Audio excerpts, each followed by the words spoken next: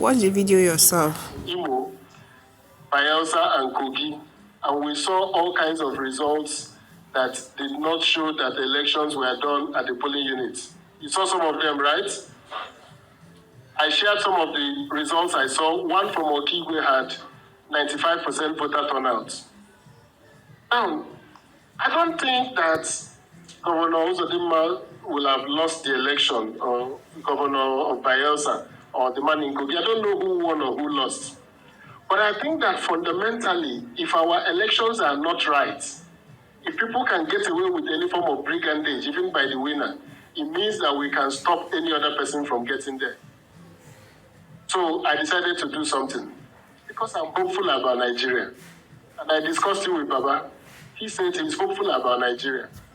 I wrote to INEC and I said, as a citizen of Nigeria, I'm making a freedom of information request